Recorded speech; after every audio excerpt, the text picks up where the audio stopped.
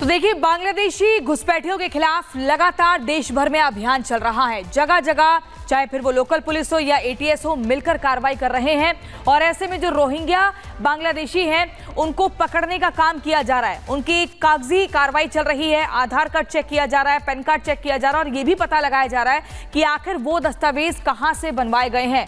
महाराष्ट्र में तो देवेंद्र फडणवीस ने साफ कर दिया है कि जितने अवैध रोहिंग्या बांग्लादेशी पकड़े जा रहे हैं, उनको डिपोर्ट किया जाएगा। कैसे, इस रिपोर्ट में देखिए।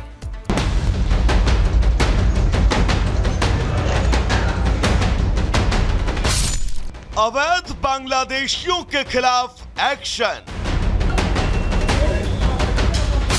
महाराष्ट्र में एटीएस की बड़ी कार्रवाई। बांग्लादेशियों पर टूट पड़ी फोर्स। महाराष्ट्र में अवैध रूप से रह रहे बांग्लादेशियों की अब खैर नहीं। एक एक अवैध बांग्लादेशियों को ढूंढा जा रहा है और उनको वापस भेजने की तैयारी है। दरअसल बांग्लादेश में आई राजनीतिक अस्थिरता ने भारत के लिए बड़ी मुश्किल पैदा कर दी है। महाराष्ट्र में बड़ी संख्या में घुसपैठ हो रहा है। बांग्लादेशी अवैध रूप से कई शहरों में आकर छिपे हैं। कईयों ने तो यहां फर्जी कागजात तक बना रखे हैं। लेकिन अब अवैध बांग्लादेशियों की खैर नहीं। सीएम फडणवीस ने साफ कर दिया है कि महाराष्ट्र में बांग्लादेशियों के लिए कोई जगह नहीं है। सरकारची भूमिका पक्की आहे। जे अवैधरित्या मुंबईमध्ये राहतात अशा बांग्लादेशी नागरिकांना शोधणे आणि त्यांना डिपोर्ट करणे ही सरकारची भूमिका आहे आणि हे काम आम्ही सुरू केलेलं आहे। पूरे महाराष्ट्र में अवैध बांग्लादेशियों की धरपकड़ जारी है। कई जिलों में एटीएस और स्थानीय पुलिस सर्च ऑपरेशन चला रही है। शुक्रवार को महाराष्ट्र एटीएस ने ठाणे, नवी मुंबई और सोलापुर में अवैध रूप से रह रहे 13 बांग्लादेशी नागरिकों को गिरफ्तार किया। 13 गिरफ्तार नागरिकों में 7 पुरुष हैं, जबकि 6 महिला नागरिक हैं। गिरफ्तार बांग्लादेशी फर्जी आधार कार्ड समेत तमाम दस्तावेज का उपयोग कर रहे थे। इसके पहले 25 दिसंबर को एटीएस ने अवैध रूप से रह रहे 17 बांग्लादेशी नागरिकों को गिरफ्तार किया था। ऐसा बताया जा रहा है कि जिन अवैध बांग्लादेशियों को गिरफ्तार किया गया, वो अवैध रूप से भारत में 2023 से ही रह रहे थे। गिरफ्तार किए गए ये अवैध बांग्लादेशी पुरुष मजदूरों के रूप में काम करते हैं और महिलाएं घरों में मेड का काम करती हैं।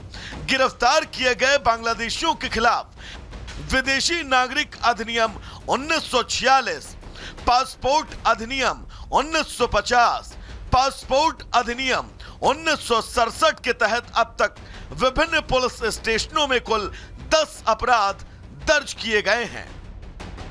महाराष्ट्र में अवैध रूप से रह रहे बांग्लादेशी नागरिकों के लिए डिटेंशन सेंटर का भी निर्माण किया जा रहा है। महाराष्ट्र विधानसभा चुनाव में भी बांग्लादेश घुसपैठियों का मुद्दा जोर शोर से उठा। घुसपैठ पर हमला करते हुए बीजेपी ने विपक्ष को निशाने पर लिया था और वोट जिहाद का मुद्दा उठाया था। सरकार बनते ही सीएम फडणवीस एक्शन मोड में हैं और सरकार के रुख से साफ है कि अब महाराष्ट्र में घुसपैठियों की खैर नहीं, उन्हें हर हाल में वापस जाना ही होगा। Bureau report, Republic Bharat.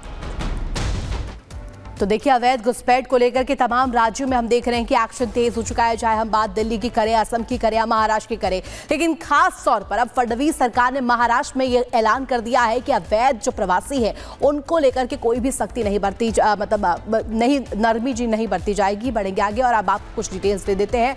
घुसपैठियों के खिलाफ महाराष्ट्र एटीएस का एक्शन देखने को मिल रहा है। आपको बता दें कि 13 बांग्लादेशी नागरिकों को पहले ही गिरफ्तार किया जा चुका है महाराष्ट्र में।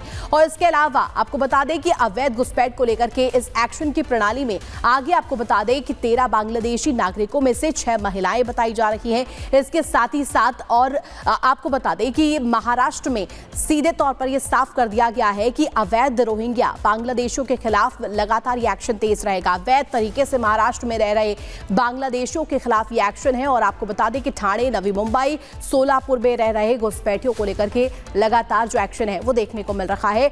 महाराष्ट्र में घुसपैठ को लेकर के ऑपरेशन तेज है। और चलिए अब अगली खबर आपको बताएंगे। बिहार बीपीएससी और बवाल, लगातार ये जो बवाल है क्यों थमने का नाम नहीं ले रहा है, आखिर मांगे क्या कुछ हैं और क्या कुछ घटनास्थल से सामने आ रहा है वो दिखाएंगे अब आपको।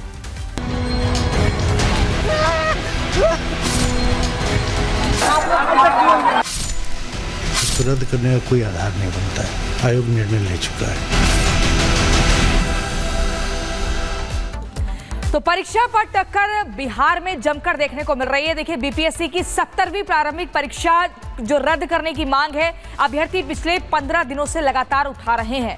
धरना स्थल पर बैठे हुए हैं, प्रदर्शन कर रहे हैं, नारेबाजी कर रहे हैं, अपनी मांगों को रख रहे हैं और उसी धरना स्थल पर कई राजनीतिक दल भी पहुंच रहे हैं। इसके अलावा कई शिक्षकों का समर्थन भी इन अभ्यर्थियों को मिल रहा है। लेकिन बीते दिन इसी धरना स्थल से कुछ ऐसी तस्वीर सामने आई जिसने हर किसी को हैरान कर दिया। आखिर क्या कुछ हुआ, इस रिपोर्ट में देखिए।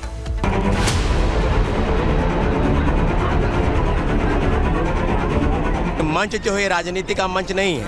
अगर आप आया छात्रों को बरगला देखें, हम लोग एक ट्रांसपेरेंट एग्जाम का मांग कर रहे हैं। आयोग निर्णय ले चुका है। उसको रद्द करने का कोई आधार नहीं बनता है।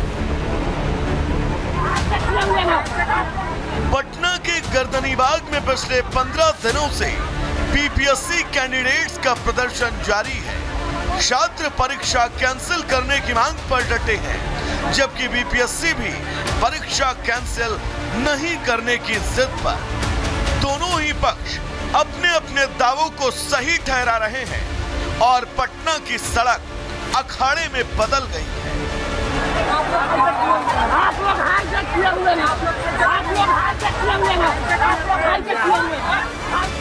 लेकिन कल छात्रों के प्रदर्शन में नया मोड़ तब आया जब कुछ छात्रों ने खान सर का ही विरोध करना शुरू कर दिया।